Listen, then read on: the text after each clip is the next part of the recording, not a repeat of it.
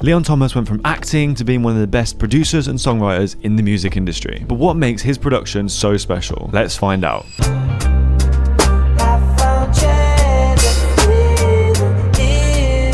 To start looking at his beats, I thought it would be best to look at his music as an artist, which is most true to his sound. As you heard, Treasure in the Hills is very soulful, yet it still keeps a certain moodiness to it. It's also importantly in a 3/4 time signature. This is very common for a lot of vintage R&B and soul music. The basis for most of his songs are pianos and guitars, so I began our beat with this piano progression.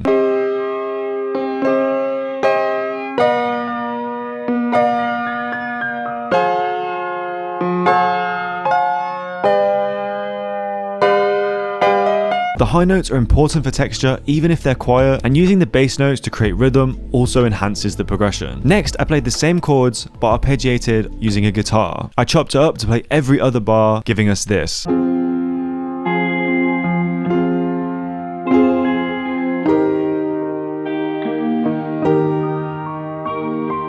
Now this is a great foundation, but Leon's vocals are so important. On Treasure in the Hills, you can hear these sped up riffs.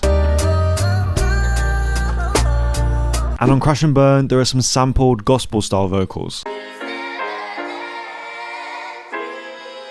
I'm going to show you how you can make something similar. First, I grabbed a soulful vocal run and chopped it up.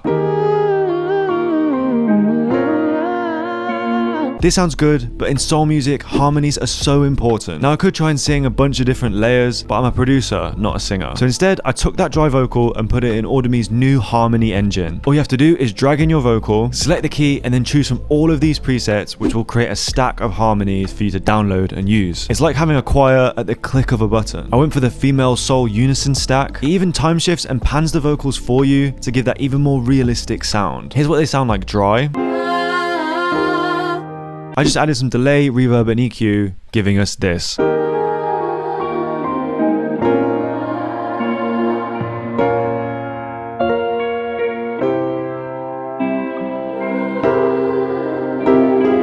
If you guys want to check out Audime, the Harmony Engine is just one of the features they have. Hit the link below. Another song that Leon produced on is smash hit Snooze by SZA. An element I wanted to take from this track is the synth pad chords underneath those guitars. It just gives the track the depth that it needs, then paired it with a bass guitar.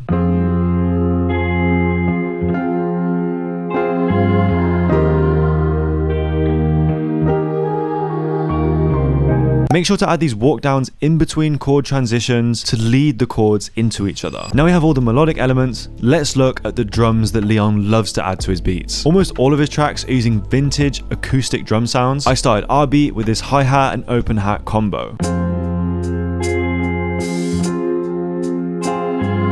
Notice the panning and low notes that give the listener some ear candy. And finally, I added a kick, snare, and tom.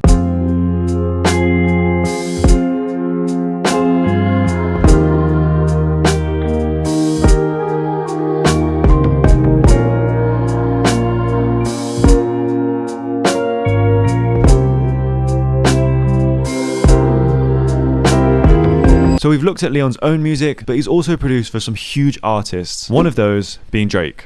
Turn up every day, girl, it don't say that in the Bible. Drake trusts his sound and lets him bring ideas to the table. He definitely didn't sit there making every element of the beat himself, but it's his taste that Drake knows is top tier. That being said, Leon worked on In the Bible alongside 40, AP, and Eli Brown. First, we need some smooth R&B chords with that classic R&B sign pad. Here's how to make one from scratch really easily. First, I opened Pigments and chose a sine wave. Then a crucial step is to turn the glide up to give it that bend. Next, I added some chorus and reverb before finally layering a bird texture with an LFO attached to it, making it pulse in and out.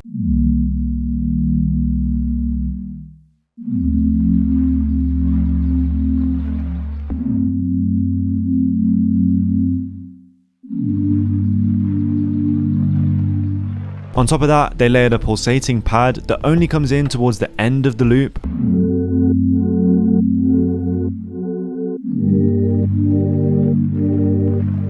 Now we have a foundation, let's look at how Leon and Eli did the vocal samples. As we know, Leon's own music is super soulful, and he puts that same emotion into his vocal samples. So first, I recorded in some mumbles.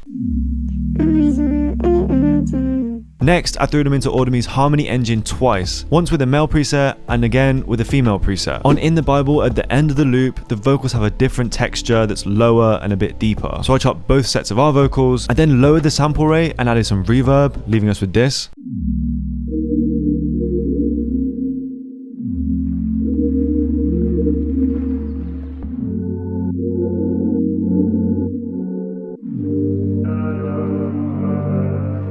To finish off the sample, I added a filtered out piano and 2 synth elements inspired by Far-Fetched.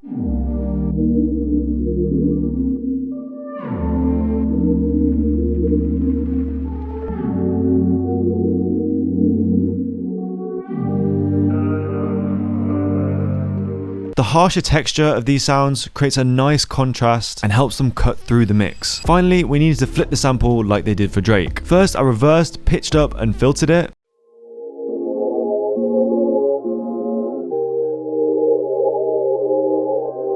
Then I added some bouncy hats and a snare.